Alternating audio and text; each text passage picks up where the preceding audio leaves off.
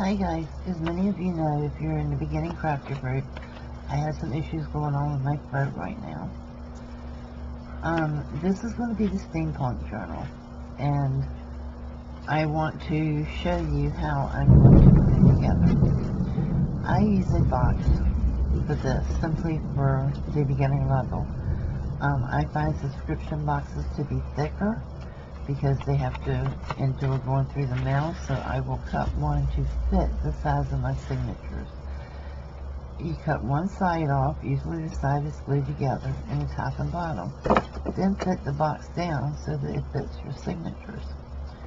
Always measure your signatures, leaving a little room for embellishments by laying them in the spine on the edge with the spine against it.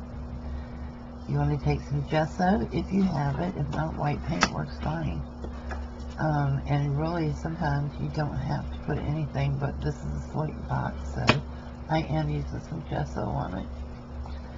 And you're going to cover up the outside of the box. This will also enable other things to adhere better to it. And as you can see, my gesso is kind of dried up.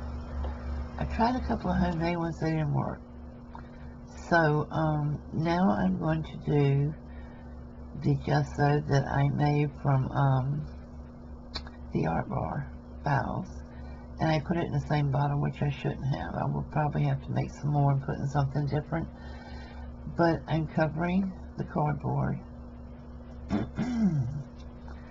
and just going to put on a generous amount of it. And because I'm going to use black paint, I'm not worried so much about any of the red showing through, but I don't want any of the writing to show through. So that's the parts that I'm worried mostly about covering. But you can use any kind of box. You can use a cereal box. Now on cereal boxes, they're making them thinner and thinner nowadays, so I do recommend that you reinforce these inside of the cereal box. You know, put two of them together if you need to, or, you know, depending on the texture. If it's thick enough, don't worry about it, but if you have a very thin box, when you sew those signatures in, the more the pages are flipped, the more the possibilities that they're going to rip out of that cereal box or any other thin cardboard. And as you can see, I have partially left two of the labels on here. I am doing that for texture. I will make sure they're covered up, but I am leaving them on there for the texture. And Janina, don't yell at me because I'm showing a bad example of your wonderful gesso. It really is wonderful. Oh, excuse me. But I did put it in the same bottle, and I shouldn't have. I should have put it in another container or washed this bottle better.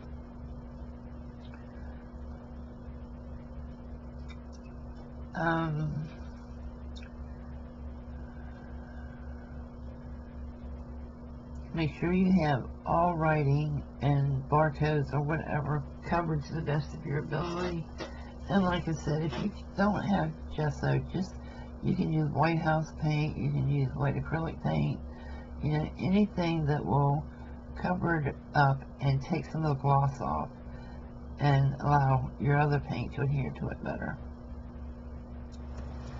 So my gesso is dry, and I'm going to use Dylusions black paint. You can use any black paint. It doesn't have to be Dylusions, but I bought this and I'm not a fan of it, so I'm going to use it up as much as I can. And I'm just going to cover as much of the journal as I can. The journal cover. For right now. I mean, if it's, I think one side is completely dry and the other one is partially dry, so, you know, I'll get it covered. Don't worry about your inside edges yet. When it's dry on the back part, pick it up and then just kind of flip the brush around all the edges so that none of the cardboard is showing.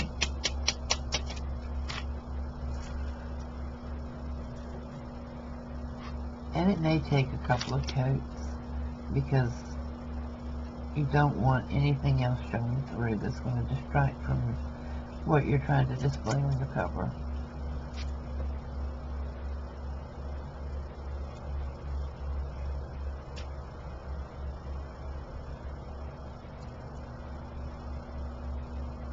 Plus, too, if the gesso wasn't all the way dry, you'll see some white streaks show up, and you're definitely going to want to go back over those.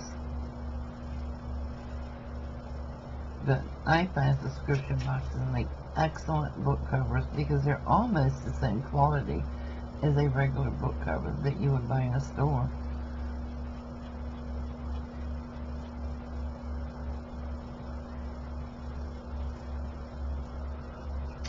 When I edit it, I'll speed up this part so I'm worried you just sit here watching me paint, because I know that's got to be boring.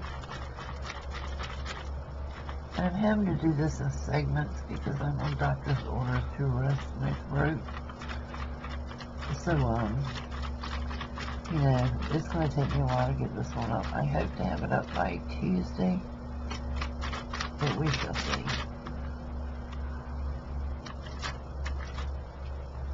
See, right there I had a little wet gesso, so when it dries, I'm going to definitely have to come back over that. And now I always like to go in one direction when I'm painting my covers because I don't want the lines to show going crisscross and up and down and in circles and every which way. But hi guys, really, I strongly suggest you do. I have part of the outside of the outside of the cover done. I have done some texture paste on it. If you can see the pipes and the gears. And I have it painted. I need to come back around and do the back again. I'm thinking this is going to be the photo I put on the front, but I'm not really 100% sure yet. And I have decorated the first signature. If my throat's a little better from all the testing they did on it yesterday, by tomorrow I'm supposed to do a live on Tuesdays. I'm going to do my best to try to come back and do a segment on the second signature and share this one again, I guess. But this is the first page, and I have a pocket, I have a flag for tab, I have a little butterfly, and I have a tag with a clock and a birdcage on it. And I'm going to put a piece of white note paper on the back. I haven't done that yet, so that they can journal on it if they wanted to. I'm assuming most people do buy these to journal on.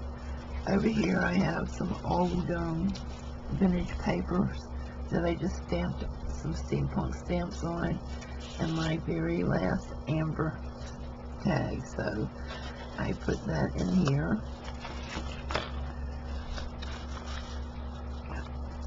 I still need to punch my hole here. I'll put a ribbon or something in it. This I'm just going to leave because it's dark enough they can, you know, it's right.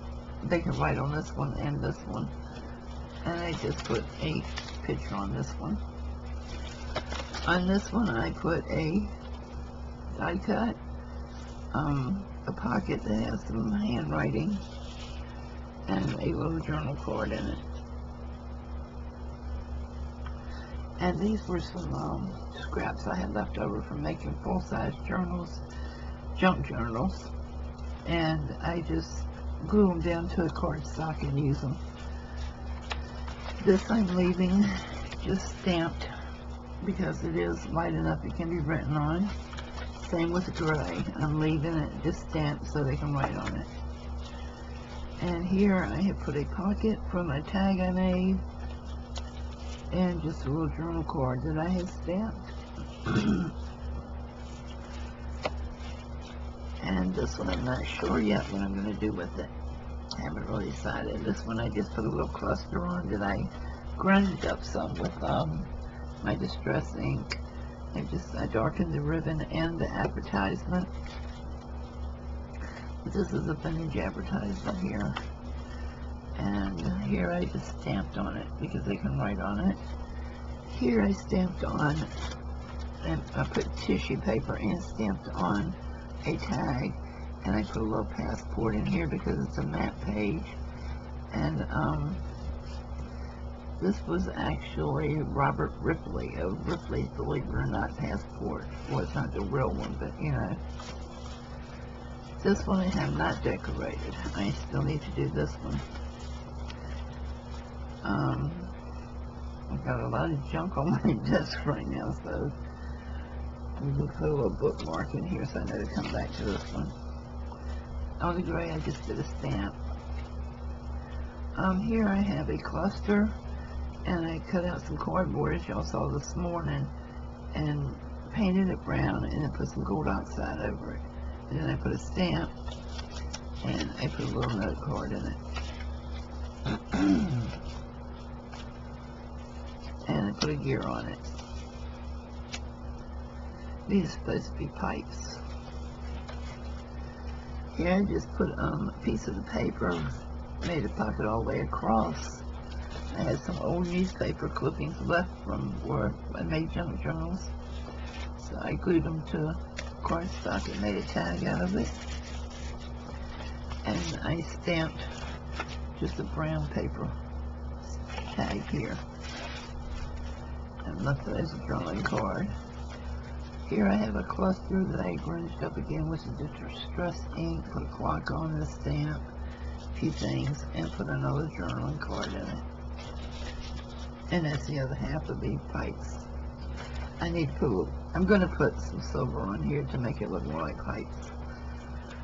Here's another one that's just, you know, stamped to write on, stamped. Here I just put a small tuck spot, put a journaling card in it. Here I paper clipped the journaling card and the other piece of that tag I had made. And I'm going to decorate the paper clip. I just haven't done that yet either. Here I put a key, and I stamped the bottom. Here I just put some ephemera on it. I'm going to leave it blank for journaling. Okay, this is a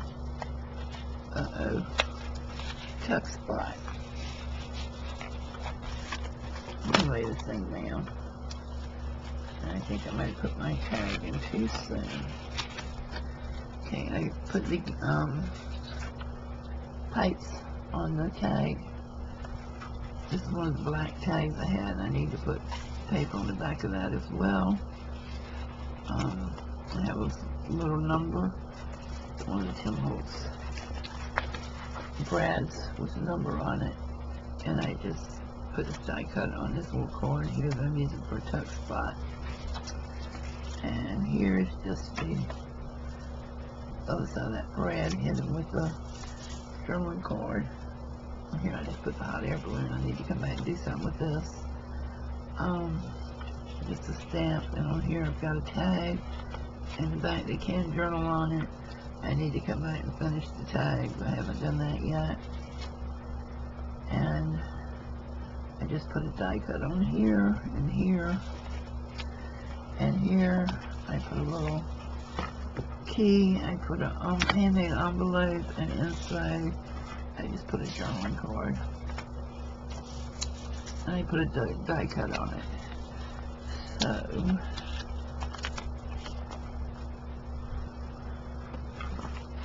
I have the hot air balloon stamped here. Here I have the gears on a tuck spot and just a little journaling card. I wanted to put more of the gears and stuff in here. I found in these paper clips are holding the book up. But this is heavy. It's really heavy, and like I showed you, I'm using a subscription box for my cover, so I may have to rethink that. That's why I stopped decorating the cover, because it's heavy, and this is only one signature, and I don't want to put them in there if they're going to rip this, you know, as you're opening it, and I'm going to rip out of the binding. So I may end up having to go with a book cover for this, but I hope not, because they're really difficult to cut down, and I did not make this full size. So guys, I'm going to end this video for here to show you, I'm showing you what I've gotten done so far. Tomorrow we will finish this start to, and like I said, and work somewhat recover, hopefully. Like I said, I hope really and truly to be live tomorrow to do this with you. Get your input and your suggestions.